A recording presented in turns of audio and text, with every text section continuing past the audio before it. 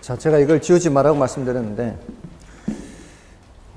여기서 많이 나옵니다. 이 세 개 주제요. 부동산 관리의 내용 또는 이제 광해 관리할 때, 광해 관리는 뭐를 다 포함하는 거라고요? 지우자마자 머릿속에서 사라집니다. 협의회 관리는 그냥 기술적인 관리를 얘기합니다. 근데 이제 광해 관리는 기술적인 관리뿐만이 아니라 법적인 측면이나 경제적인 측면을 다 포함합니다. 그 이제 법경기에 대해서 묻습니다. 어떤 것이 법적 관리고 어떤 것이 경제적 관리고 어떤 것이 기술적 관리고 이거 구별하는 정도예요. 그러니까 여기가 부동산 관리는 그렇게 난이도가 높지 않습니다. 잡다하긴 해도. 그 다음에 부동산 관리의 방식 하면은 뭐라고요? 자가관리, 위탁관리, 혼합관리 요 장단점을 주로 묻습니다. 이것도 그렇게 어렵지는 않습니다. 그 다음에 부동산 관리의 영역을 묻는다고요. 여기서는 자부시해서 자산관리, 시설관리, 부동산관리, 자부시, 자산관리, 부동산관리, 시설관리. 부동산은 좀 좁게 보는 거죠. 그 프로퍼티라는 영어 단어인데요. 이거는 부동산에 초점을 맞춘 개념이다. 자산은 에셋, 모두 답니다. 됐나요? 그러면은 한번 구별을 해볼까요? 지금 이 부동산의 임대료 수준이 적당한지 그렇지 않은지 이런 것 판단하는 것은 자산관리에 속할까요? 부동산관리에 속할까요? 시설관리에 속할까요? 그런 정도는 부동산관리에 속하는 거예요. 시설하고는 좀 차원이 다르죠. 지금 포트폴리오를 구성을 해야 된다면 포트폴리오는 자산관리로 간단 말이에요.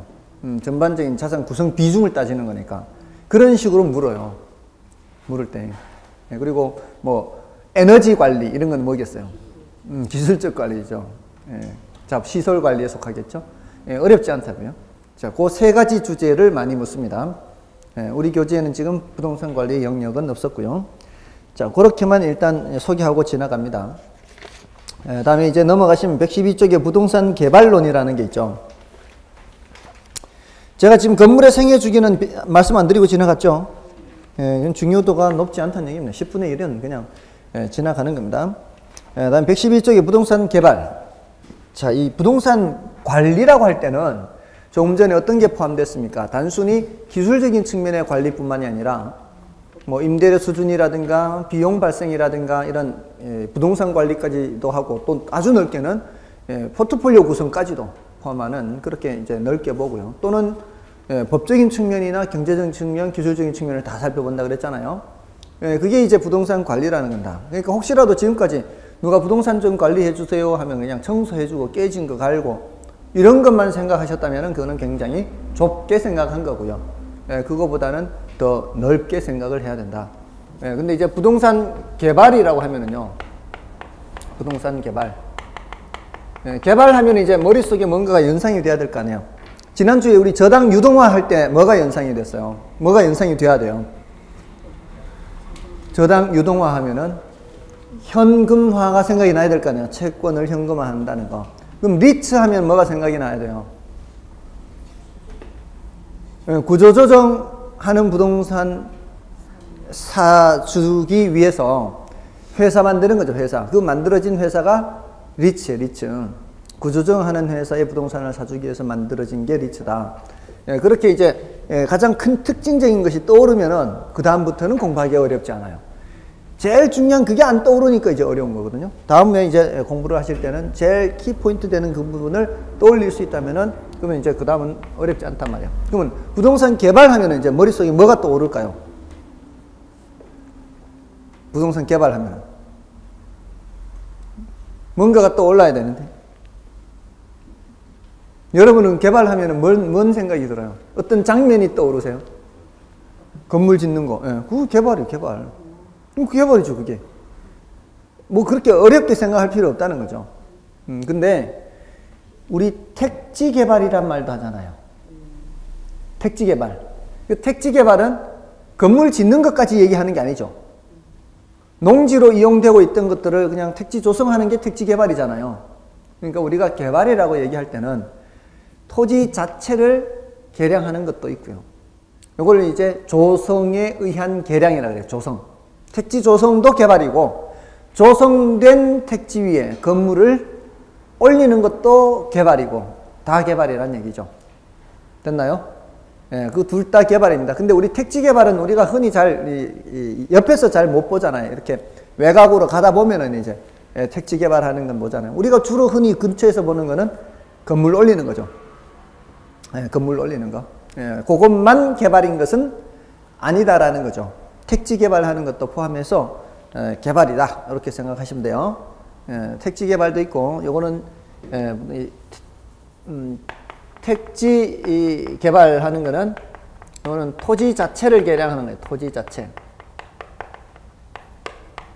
토지 자체를 이제 쓸 수 있도록 개량을 하는 거죠. 건물을 지을 수 있도록. 그 다음에 건축에 의한 개량. 이거는 공간 창조예요. 공간을 만들어내는 거죠. 이제 우리가 뭐 쇼핑을 한다거나 레저 활동을 한다거나 뭐 주거 생활을 한다거나 뭐 할 수 있을 그런 공간을 만드는 것, 이런 걸 다 포함해서 얘기하는 게 개발입니다. 자, 그렇게 생각하시면 되고요. 다음에 그 4번에 보시면 4번에 외관에 따른 분류가 있죠.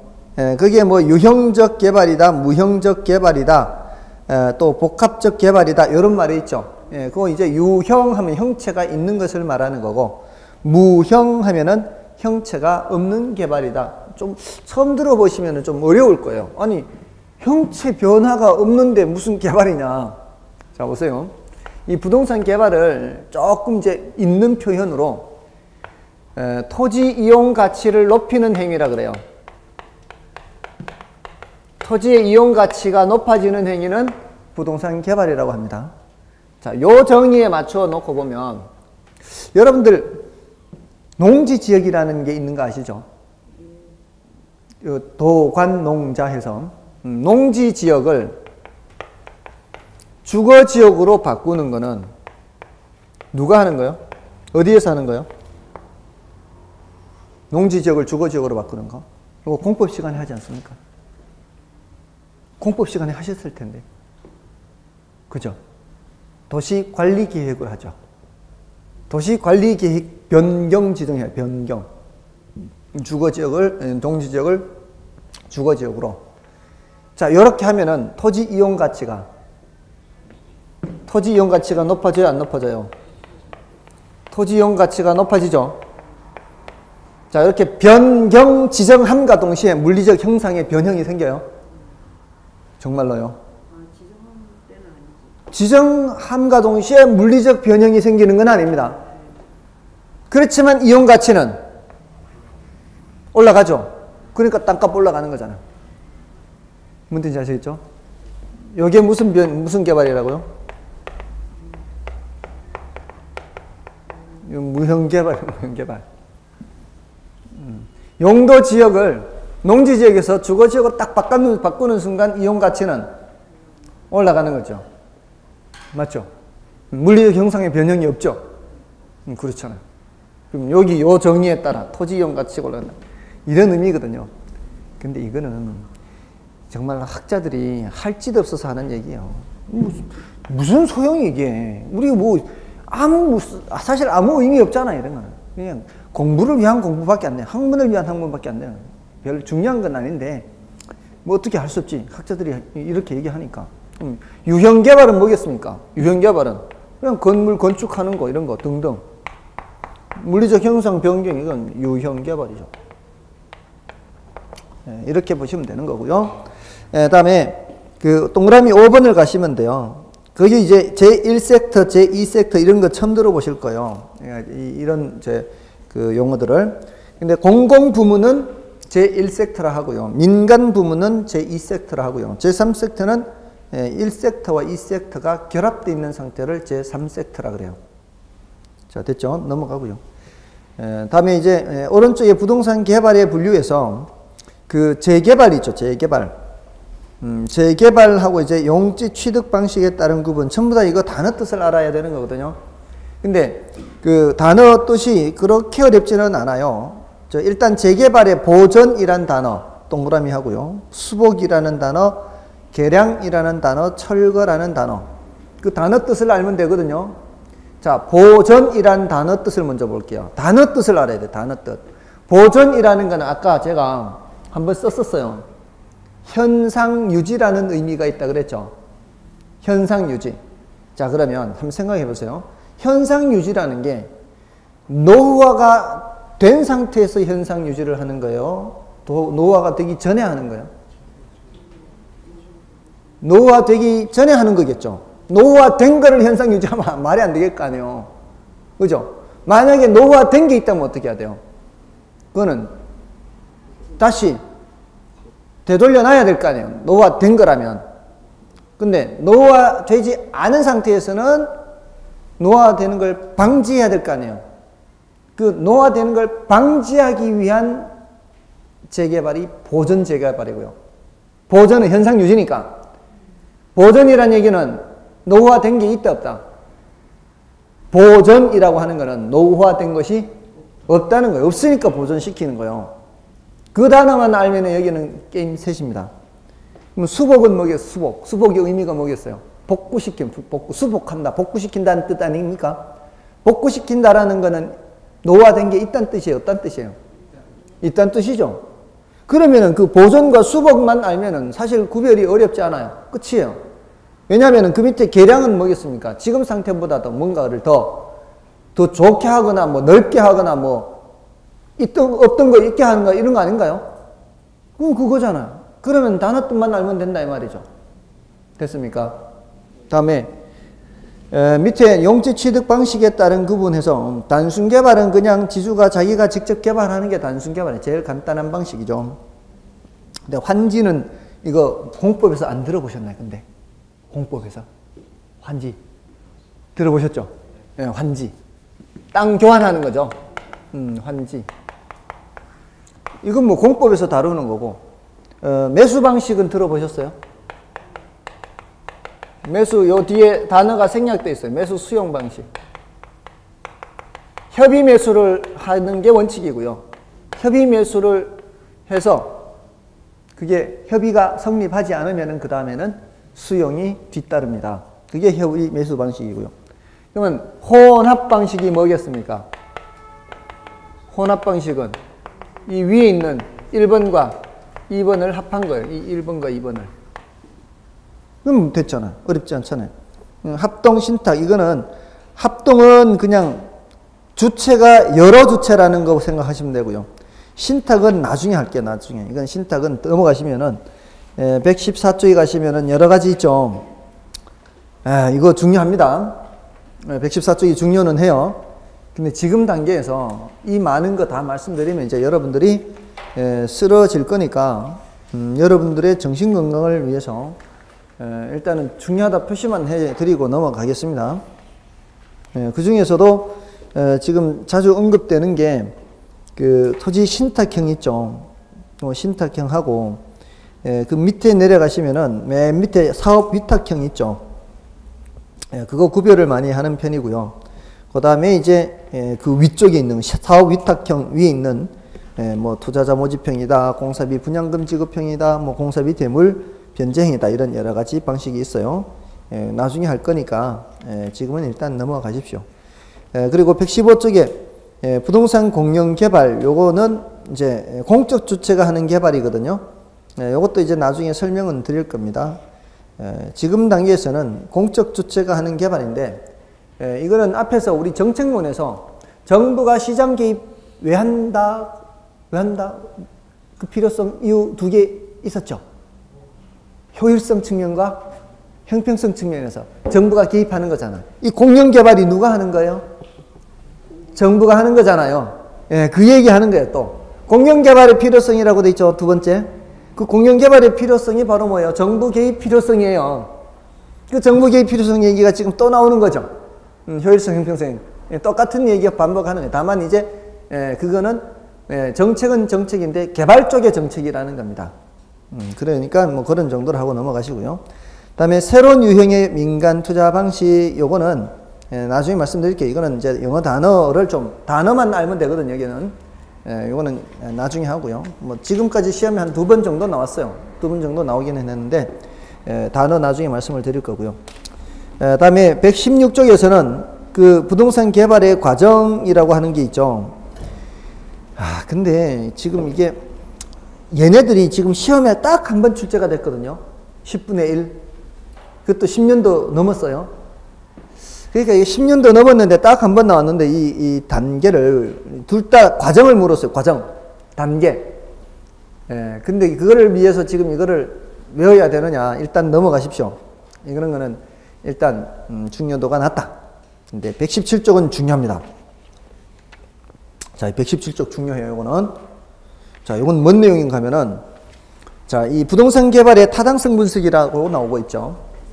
자, 이 개발의 타당성 분석이라고 하는 거는, 여러분들 이거 남의 얘기라고 생각하지 마시고요. 이 개발은 아마 지금 여기 오신 분들 중에 개발 업무를 하시다 오신 분들은 아마 거의 없을 겁니다. 그러니까, 나하고 거리가 머니까 사람들이 집중도가 떨어져요, 더. 내가 별로 해본 적 없으니까.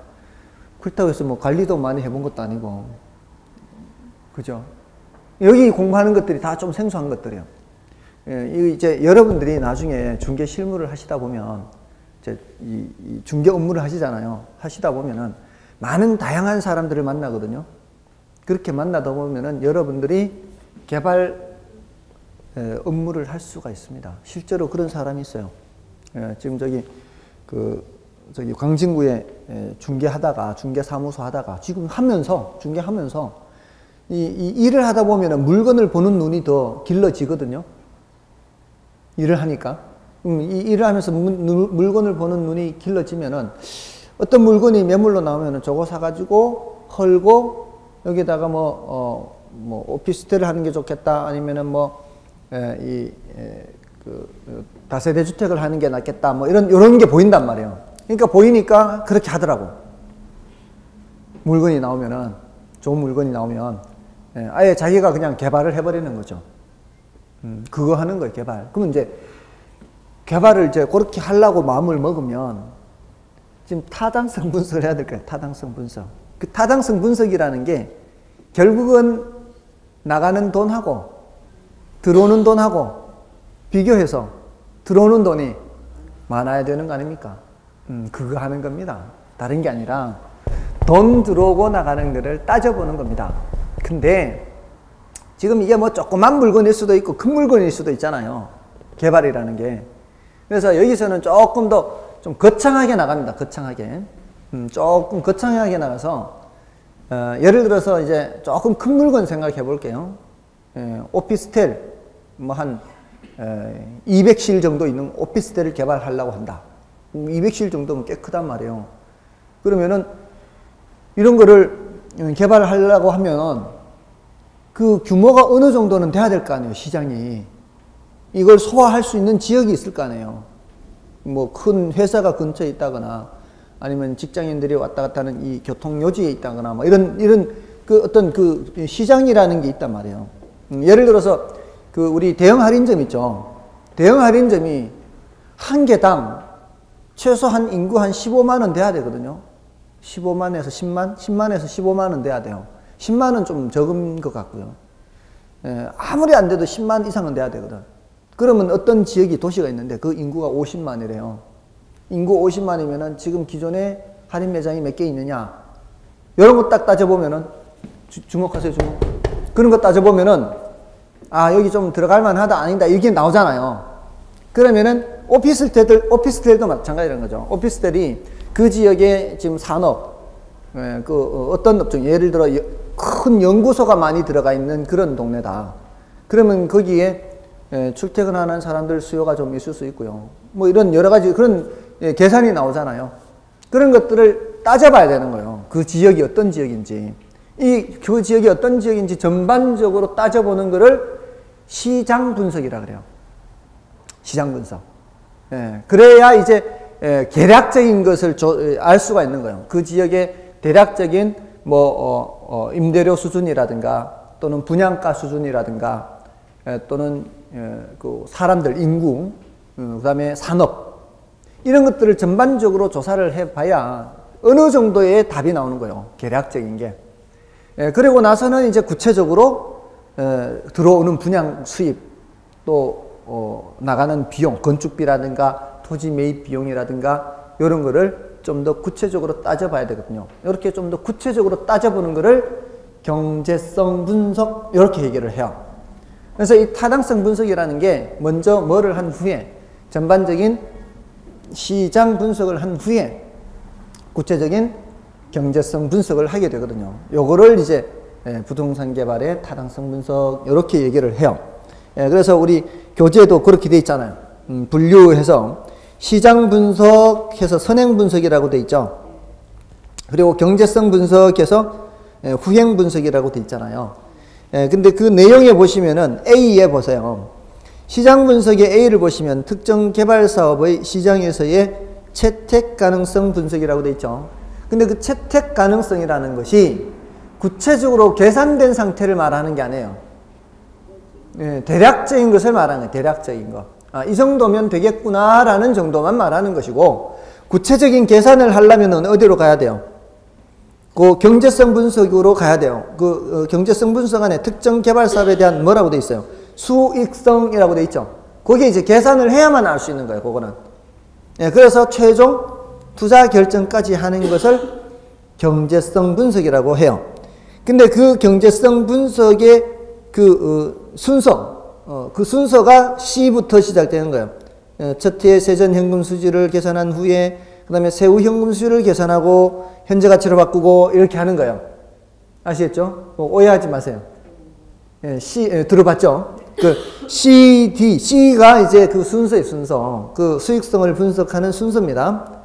그러니까 요거 지지난 주에 세전 현금 수지, 세후 현금 수지 그 내용이 사실은 여기도 적용이 되는 거예요. 아시겠죠? 전반적인 것은 어디서 하고요? 시장 분석에서 하고요. 구체적인 것은 경제성 분석에서 합니다. 근데 그 밑에 표가 또 있죠.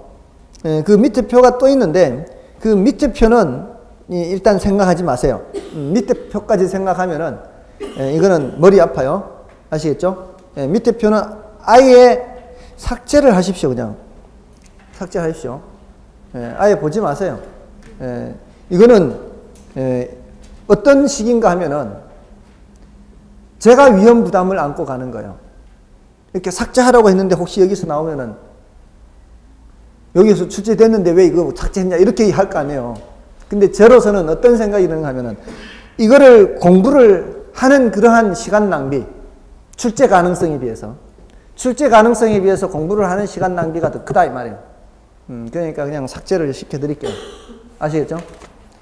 이러면은 막 박수도 쳐주는데 어떤 때는 아니 그렇잖아요. 이게 제가 위험 부담을 안고 가고 여러분들은 그냥 훨씬 공부하는 부담을 줄이는 거 아닙니까?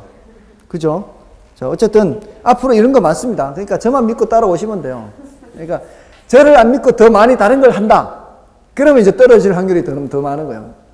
이 부담을 줄여주면은 줄여주는 게 훨씬 낫잖아요. 그렇구나. 믿음을 주지를 못해서.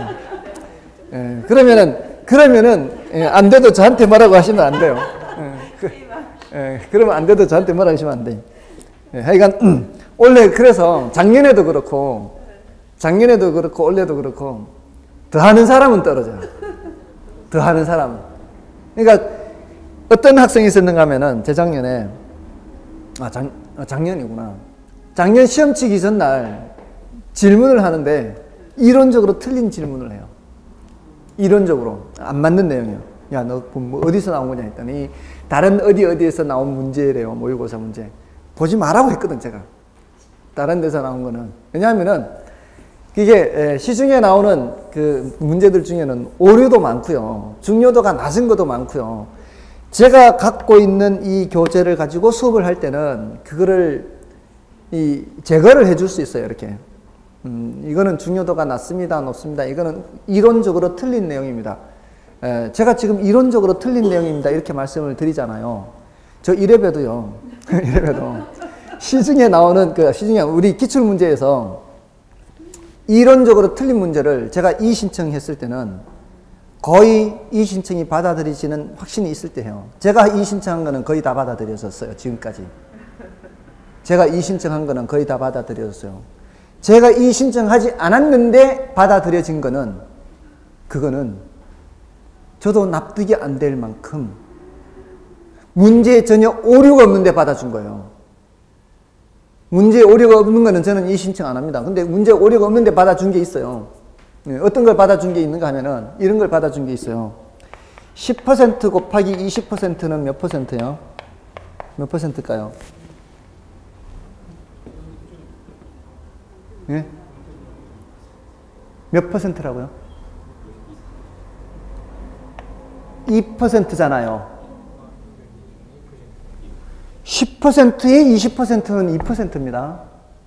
퍼센트의 의미가 곱하기 100분의 1이잖아요. 그러니까 10 곱하기 100분의 1 곱하기 20 곱하기 100분의 1이잖아요. 맞아요? 그러면은 이 순서를 바꿔 쓰자면은 10 곱하기 20 곱하기 100분의 1 곱하기 100분의 1 이렇게 될 거 아니에요. 100분의 1이 두 개잖아요. 그러면은 200%가 두 개 있죠. 지난번에 제가 혹시 퍼센트가 이렇게 되어 있는 것 뜻이 뭐라고 물은 적 있나요? 말씀은 드렸죠. 이걸 퍼밀이라고 한다. 퍼밀. 1000이라는 뜻을 갖고 있다고요. 1000. 기억나세요? 1000. 그러니까 여기가 3개면은 이게 지금 3개인 상태거든요. 모두 4개. 하나, 둘, 셋. 동그라미가 4개잖아요. 모두. 동그라미. 이건 베이시스라 그래. 베이시스. 10,000분의 1은 베이시스. 1000분의 1은 퍼밀. 100분의 1은 퍼센트. 그러니까 지금 이게 베이시스가 돼요. 200 베이시스가 돼야 돼. 200 베이시스가 돼야 되는데 이 신청을 어떻게 했는가 하면은 이 신청을 이렇게 했다고 이걸. 자, 그러면은 이 신청을 이렇게 이 신청을 했어요. 이렇게. 이 신청을 이렇게 했다고요. 문제에서는 이렇게 출제됐어요. 문제에서는 정상적으로 계산을 했다고요. 근데 이렇게 이 신청을 했어요. 근데 받아줬어요. 모두 정답으로. 그게 도저히 납득이 안 돼. 제가 그 산업인력공단 그 담당 직원한테까지 전화를 했어요. 근데 산업인력공단에서 받아준 게 아니고 그 위에 행정심판에서 받아준 거예요. 그러니까 그 위에 단계 상급기관에서 받아준 거예요. 상급기관에서. 상급기관에서 받아줄 때는 밑에 산업인력공단에서는 어찌할 수가 없어요. 하급기관이 상급기관의 결정을 바꿀 수가 없죠. 당연히. 자기도 이해가 안 된대. 그러니까 그런 거 외에는 시중에 나오는 이 문제가 오류다, 오류가 아니다, 이거를 충분히 판단할 수 있기 때문에 될 수 있으면은 제가 보지 마시라고 하는 거는 안 보는 게 상책이다 이 말입니다. 자, 그런데 그 여학생이 시험 치기 전날 물어왔다는 거예요. 시험 치기 전날. 그래서 이론적으로 틀린 건데 그거를 묻고 있어요. 출제 가능성 제로. 출제돼도 모두 정답. 예, 그런 게 그 거미집 모형에도 그랬었어요. 사실 몇 년 전에 거미집, 나중에 이제 거미집 모형 하겠지만 원래 중요도는 낮은데 거미집 모형에 이렇게 나오면 이거 모두 정답입니다. 이거 예, 이론적으로 틀렸습니다. 이렇게 실제로 그렇게 출제가 됐어요. 이론적으로 틀리게 출제가 됐어요. 근데 제가 그때는 제가 시험장에 간 것은 아니기 때문에 이 신청을 올리지를 않았거든요. 이 신청을 안 올렸는데 수요일 저녁이 됐는데도 아무도 안 올리는 거예요. 이 신청을. 아무도. 출제가 잘못됐는데도 잘못됐다는 것을 지금 파악을 못하고 있는 거예요. 그제서야 올린 거, 그제서야. 수요일 저녁에. 이거 이 신청감이다. 이거 모두 정답이야. 이론적으로 틀렸다. 그래서 모두 정답된 거예요. 원래도 그런 거 있어요. 원래도 다들 이 신청, 25번, A형 25번에 다들 초점을 맞추고 있는데, 물론 A, 25번이 이제 너무 확실하게 틀려서, 저도 그거는 이제 이 신청을 올렸지만, 26번에 대해서는 아무도 이제 얘기를 안 해요. 26번도 지금 중복답인데, 26번에 대해서도 제가 올렸어요. 당연히 중복답이죠, 그것도. 근데 다른 거는 이 신청감이 없어요. 이미 이 신청감이 없으니까 안 올리는 거예요. 그러니까 안 받아줬잖아요. 그러니까 이론적으로 틀린 부분들은 체크를 잘 해드리니까 그런 것들 보지 말라고 하면은 보지 마시고, 그러니까 다른 거를 될 수 있으면은 보지 마시고요. 혹시라도 보실 일이 있으면 점검을 받으세요. 근데 될 수 있으면 그렇게 안 하는 게 좋겠죠. 지금 여기서 하는 것만으로도 충분하고도 넘칩니다. 그러니까 지금 나눠드리는 것도 제대로 못 보는, 지금부터 나가는 자료들 있죠. 이것만 쌓아도 충분합니다. 충분하고. 제가 예전에 공부할 때도 그렇게 해왔고요. 고등학교 3년간 그 수학 문제들 있죠.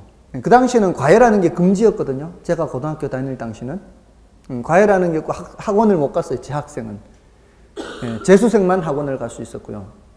그러니까 고등학교 수학을 정말로 맨땅에 헤딩해야 돼요. 맨땅에. 선생님한테 묻기도 어렵잖아요. 60명이나 되는데 한 반에 물어볼 갈 수도 없고. 정말 수학을 포기할 뻔했어요. 저도 수포자가 될 뻔했는데 그 한 가지 이제 저를 살아남게 해준 거는 나하고 비슷한 놈들이 많다라는 것이. 나만 그런 게 아니라는 그걸로 이제 버틴 거예요. 나만 이런 게 아니다. 다른 놈도 다 똑같다. 이렇게. 그걸로 버텼는데 처음에는 그 옛날에는 수학 실력 정석이라는 거 있지 않습니까? 정석 있었지 않습니까? 그게 실력 정석 있고 하잖아요. 또 나름대로 또 이렇게 공부 좀 해보겠다고 실력 정석을 처음에 무턱대고 샀습니다. 실력 정석을 샀는데 해설을 보고도 이해를 못해요. 해설을 봐도 이해가 안 돼요. 실력 정석이 너무 어려워서. 그래서 나한테는 이거 안 맞다. 버렸어요. 버리는 건 아니고 이제 꽂아놨죠. 근데 책 꽂아요. 그래서 이제 기본으로 내려왔어요. 기본을 봤는데 기본도 만만치가 않은 거예요. 안 되겠다. 나는 오로지 학교 수업이나 열심히 듣자. 그 다음부터 이제 학교 수업 열심히 듣는 거예요. 학교 수업. 그래서 학교 수업 열심히 듣고 모의고사라든가 이제 시험을 치면은 내가 접하는 거, 학교 시험이든 뭐든 하여튼 이 선생님이 주시는 이런 문제는 다시 틀리지 않게 계속 반복해서 풀자 해서 계속 모아놓은 거예요. 이 자료를. 계속 모아서 내가 틀렸던 거를 수시로 반복해서 푸는 거예요. 해설도 봐가면서 이렇게 푸는구나 이렇게. 그래서 이제 고3을 마쳤어요. 고3을 마치는 동안 실력 정석은 한 번도 더 이상 본 적이 없어요. 예, 그러니까 이제 나름대로 그런 생각이 있죠. 야, 이거 입학할 때 큰 꿈을 안고 이 책을 샀는데 한 페이지도 제대로 못 보고 졸업하는 게 너무 아까워서 너무 책이 깨끗하니까 이거 졸업하는 마당에 한번 풀어놔보자. 예, 그래서 이거를 학력고사 시험 본 그날, 학력고사 시험 본 그 주 이제 대학 학력고사 봤어요. 그 주에. 네, 학력고사 시절이에요. 근데 그 주 일요일 날 이 실력 정석을 들고 도서관에 갔어요. 시험을 봤는데 이거 한번 풀어보겠다고 실력 정석을. 그래서 가장 어려운 문제들이 있어요. 거기 난제하고 막 이렇게 어려운 것들이 있습니다. 이 어려운 것들 위주로 이렇게 풀었죠. 한 권을 다 볼 수는 없으니까 하루 만에.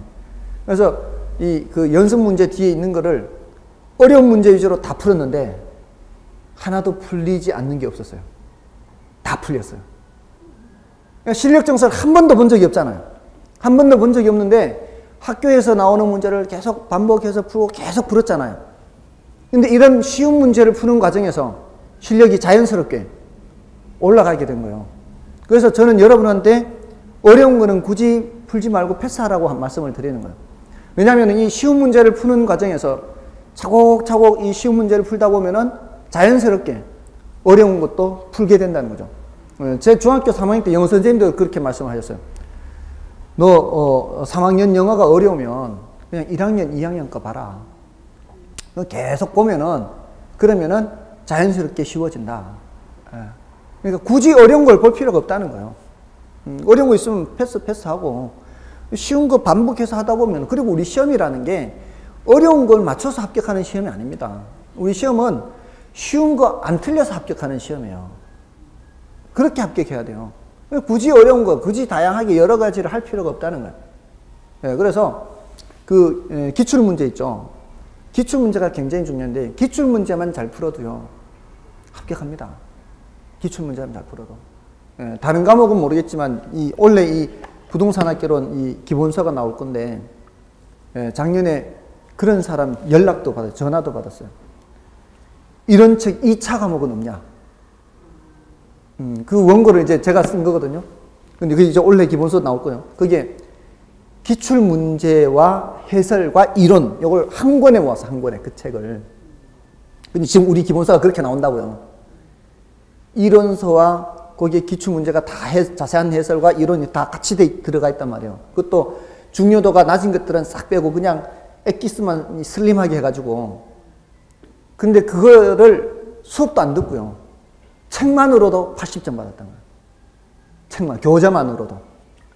그 교재만으로도. 그만큼 기출문제가 중요하다는 거예요. 그 기출문제에 그렇게 다, 기출문제 해설 다 달아놨거든요. 다른 걸 볼 필요가 없어요. 여러분들은, 이 부동산학개론 그 교재 하나만 보고 계속 그냥 거기 있는 내용만 보면은, 다른 거 볼 필요 없고, 그리고, 이제 매주 이렇게 자료 드리잖아요. 자료 드리고, 앞으로 매주 자료가 나갈 거예요. 매주 자료가 나가면 그게, 7, 8월까지 나가요. 그리고 9월 달에는 이제 40문제씩, 이제 모의고사 형식으로 또 문제가 나가요. 그거 하고 이제 뭐 마무리 특강 정도 이렇게 마무리 지을 건데, 그런 과정에서 나가는 문제들, 그리고 7, 8월 달에 예상 문제집, 이것만으로 해도요 80점 충분히 넘습니다. 어떤 사람은 수업만 듣고 90점 나왔다고 하는 사람도 있어요. 수업만 듣고. 그러니까 다른 거 볼 필요 없이, 아, 이거 중요합니다, 이거 이렇게 하세요, 이거 버리세요, 이렇게 하면 그렇게 하면 돼요. 자, 일단 그렇게 하시고요. 다음에 그 118쪽에 가시면은 경제 기반 분석이라는 게 있죠. 경제 기반 분석이라는 게 있는데, 거기에서 3번에 입지계수라는 거 있죠. 아, 요거 중요합니다. 입지계수가 중요해요. 요거는 이제 중요한데, 이제 뭘 말하는가 하면은, 동그라미 3번이 이제 중요하고요. 나머지 것들은 중요도가 낮아요. 그냥 개념만 간단하게 말씀을 드릴게요. 이제 요거를 LQ를 입지계수라고 많이 얘기하고요. 입지계수. 입지상이라는 말은 잘 안 써요. 근데 이제 이렇게 번역을 하는 사람도 있다는 거죠. 입지상. 자, 요거는 지금 어떤 지역이 어디에 특화되어 있느냐, 이거 말하는 거거든요. 어디에 특화되어 있느냐, 산업활동상. 어디에 특화되어 있느냐. 이거는 어떤 단순히 어떤 산업에 종사하는 사람의 숫자로만 보는 게 아니에요. 단순히 그 숫자의 크기만 보는 게 아니에요. A라는 지역이 농업에 종사하는 사람이 20%고요. 공업에 종사하는 사람이 30%고요. 상업에 종사하는 사람이 50%요. 그러면 이 도시는 상업도시냐? 상업도시냐? 그렇게 얘기하는 게 아니에요. LQ는 그렇게 얘기하는 게 아니에요. 단순히 이 도시에서 절대적인 크기로 보는 게 아니고요. 상대적 특화도를 보는, 상대적. 이걸 조심해요. 상대적 특화도요. 상대적 특화도. 이게 뭐냐면은, 자, 보세요. 여러분들 동두천이나 이렇게 포천 이런 데 가면은, 그런 데가 군사도시라 그러죠. 그러면은 그 지역에 군인들이 50% 넘어요. 두 사람 중에 한 사람꼴로 막 군인만 보여요. 여기서 말하는 군인은 직업군인을 말하는 거예요. 병사 말고요. 근데 군사도시라 그러잖아요. 왜 군사도시라 그럴까요? 그렇죠. 타 지역보다 군인이 많은 거야. 직업군인이. 그죠? 어떤 도시가 교육도시라 그러잖아요. 그럼 그 교육도시면 거기에 몇 명 집으면 그럼 한 2명 중에 1명꼴로는 막 선생님이나 아니면 교육청에 근무하거나 학교에 근무하는 사람일까요? 그게 아니거든요. 다른 지역보다 학교에 근무하는 사람이 더 많다는 거죠. 다른 지역보다. 자, 그런 식으로 보는 거예요. 자, 그러니까 지금 어떤 도시가 농업에 종사하는 사람이 20%, 공업에 종사하는 사람이 30%. 눈 뜨세요. 상업에 종사하는 사람이 50%예요. 자, 그런데 전국에 농업에 종사하는 사람이 10%예요. 공업에 종사하는 사람이 30%예요. 상업에 종사하는 사람이 60%예요. 자, 이게 전국에 농업에 종사하는 사람이 10%라는 얘기는 10명 중에 1명꼴로 농사 짓는다는 얘기죠. 자, 근데 이 지역은 10명 중에 2명꼴로 농사 짓는다는 얘기거든요.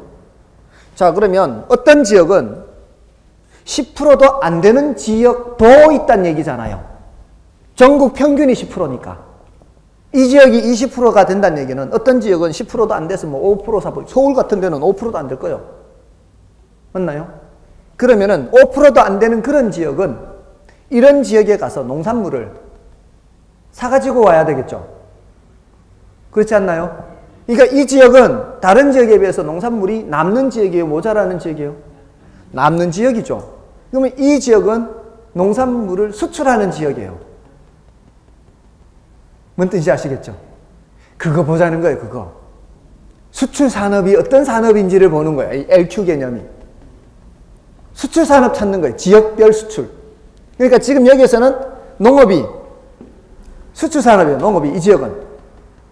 A라는 지역은. 맞나요? 그러면 상업은요? 더 적죠, 지금. 요거는 수입산업, 수입산업. 상업을 어떻게 수입하나요? 상업을 어떻게 수입할까요? 서비스를. 자, 여러분 보세요. 여러분이 중개 업무를 하잖아요. 중개도 서비스잖아요. 물건 파는 게 아니죠. 이 계약서 한 장 써주고 돈 받잖아요. 어떻게 보면은 정말 부가가치 높죠. 하는 거는 계약서 한 장 딸랑 쓰고 몇백만 원 받습니다. 자, 그런데 저기 시골에 있는 땅을 여기서 계약서 썼어요. 서울 손님하고 서울 손님이 시골에 있는 땅을 샀어요. 자, 그럼 중개 수수료를 예를 들어 저쪽에서도 받고 이쪽에서도 받는다면 지금 시골 사람이 비용 지출을 여기서 했죠. 시골 사람이. 그럼 여기서는 이제 내가 소득세 신고를 할 거 아니에요. 소득세 신고를 한다면은 내가 어디서 신고해요? 여기서 신고해야 될 거 아니에요. 소득 발생이 여기서 발생됐잖아요. 저기에 사람이 여기에 와가지고 서비스를 사간 거예요. 중개 서비스를 사간 거예요. 그러니까 시골 사람이 중개 서비스를 수입한 거고요. 여기 사람이 중개 서비스를 수출한 거예요, 수출. 아시겠죠? 지금 여기도 바로 그런 현상이 나타나고 있는 현장이에요. 지금 저는 서울 사람이 아니에요. 세종시 사람이에요. 지금 세종시 사람이 여기 와가지고 지금 경제활동을 하고 있죠. 나중에 제가 소득세 신고를 어디서 해요? 세종시 가야 돼요. 세종시 가서 소득 신고해야 돼요. 그럼 제가 지금 강의 서비스, 이 서비스를 수출하고 있는 현장이에요. 지금 수출 현장. 지금 세종시에서 강의 서비스를 수출하고 있고 여기에서는 수입하고 있는 거예요. 서비스를. 뭔 뜻인지 아시겠죠? 그러니까 이 서비스도 수출 수입을 얼마든지 얘기할 수 있습니다. 아시겠죠? 예를 들어 이런 거예요. 외국의 기술자가 우리나라 와가지고 저거 해주고 월급 받아가는 거죠. 그럼 우리나라가 수입한 거예요. 수입. 서비스 수입.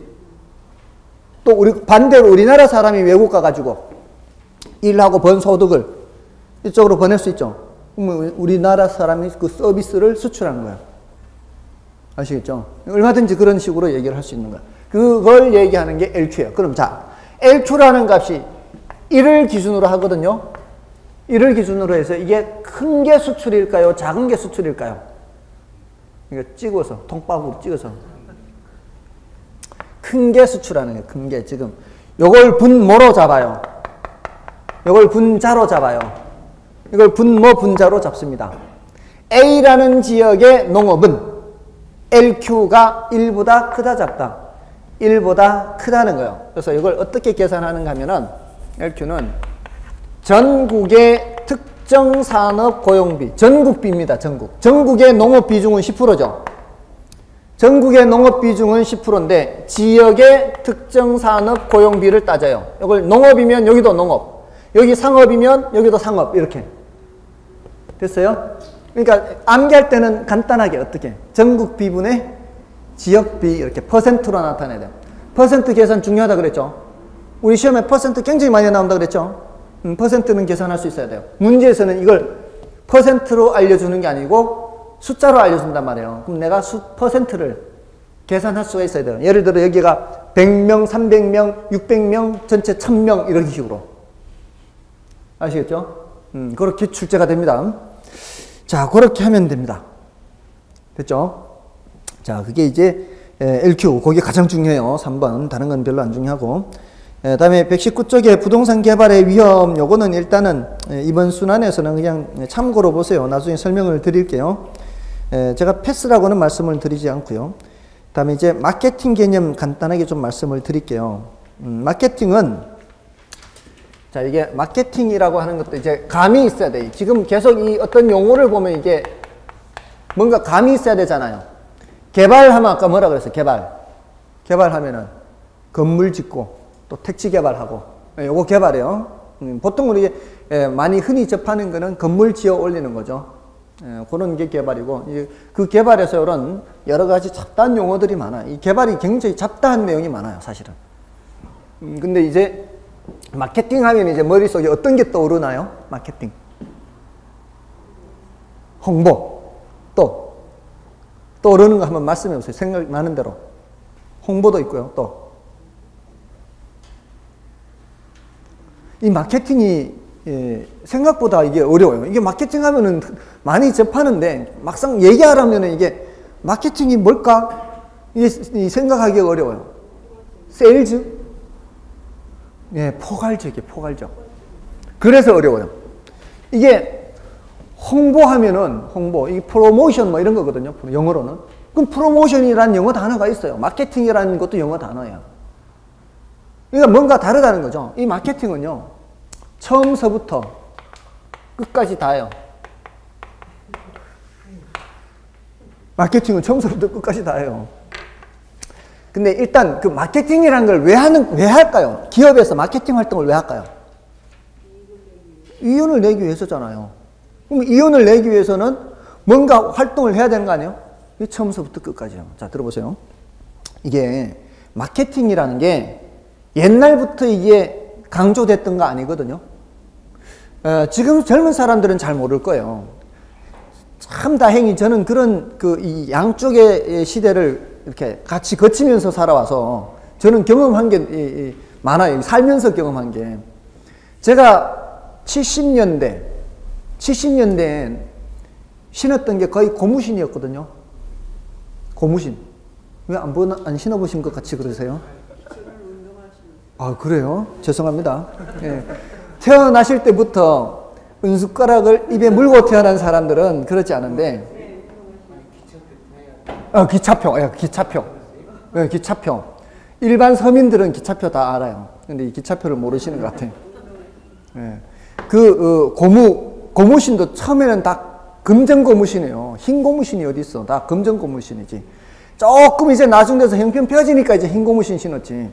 근데 그 흰 고무신 신다가 이제 나중에는 이제 막 운동화도 나오고 막 하잖아요. 자, 예전에는요, 집신 신던 시절에서 이렇게 고무신이 이렇게 나오면은 그거 없어 못 신거든요. 그렇잖아요. 없어 못 신어, 그거. 그러니까 그게 검정 고무신에 아무 표시 없어요. 누구 건지도 몰라. 섞여버리면 니 거 내 거 몰라, 이거. 그잖아요. 그래도 관계없어. 이거 없어 못 신으니까. 예, 그나마 좀 이렇게 흰 고무신 되면은 이제 내 이름이라도 써놓을 수 있잖아요. 구별되게. 자, 근데 이렇게 장사가 잘 되면은 어떠하겠습니까? 사람들이 너도 나도 물건 만들어 팔려고 할 거 아니에요. 자, 이렇게 물건 막 파는 사람 입장에서는 없어 못 파니까 아쉬운 소리 할 거 없잖아요. 근데 이렇게 어느 정도 물량이 충족이 되잖아요. 물량이 충족되면은 만들어 내놓는다고 이게 팔리는 게 아니에요. 이제 뭔가가 좀 달라야 돼요. 딴 사람하고 달라야 된다고. 그냥 흰 고무신 해가 안 되고요. 이 고등학교 때 그런 놈들 꼭 있어요. 흰 고무신에다가 나이키 그림 그려가지고. 뭔가 이렇게 뭔가 색달라야 돼요. 이렇게 해서 해야만 이제 팔리거든, 이제. 그러니까 이 마케팅이라고 하는 것이 우리나라에 본격적으로 도입된 게 80년대입니다. 70년대까지는 마케팅이라는 게 필요 없어요. 마케팅을 안 해도 잘 팔리니까. 근데 이제 80년대가 되면서 이제 어느 정도 이제 물자가 충족이 되잖아요. 그냥 만든다고 팔리는 게 아니다, 이 말입니다. 그럴 때는 과연 소비자들이 뭐를 원하는지를 알아내야 돼요. 예. 사람들이 뭐를 원하는지를 알아내고 그것을 만들었으면은 또 알려야 되거든요. 있다는 걸 알려야 돼. 제가 아무리 교재를 좋은 거를 만들어도 사람들이 모르면은 안 팔리는 거 아니에요. 홍보를 해야 돼, 홍보. 그 다음에 이제 홍보를 하면은 이제 그래 팔릴 거 아니야. 세일즈. 세일즈도 해야지 또 세일즈. 판촉 활동 해야 돼. 판촉 활동. 그래서 팔고 다음에 소비자들의 반응을 봐야 되죠. 자, 이 물건이 야 이거는 이랬으면 더 좋았겠다. 뭐 이렇게 반응들이 보일 거 아니에요. 그러면 우리가 올해만 장사하고 말 게 아니라면 어떻게 해야 돼요? 그렇죠. 매년도에 물건을 만들 때는 이걸 반영을 해서 뭔가 또 개선시키고 해야 될 거 아니에요. 또는 새로운 상품을 만들고. 그러니까 마케팅이라는 게 하나만 얘기하면 안 되잖아요. 처음서부터 끝까지 이게 계속 돌아가는 거예요. 그러면서 수익을 크게 하는 거죠. 이윤을 내기 위해서. 이 전반적인 과정이 뭐라고요? 마케팅이라고요.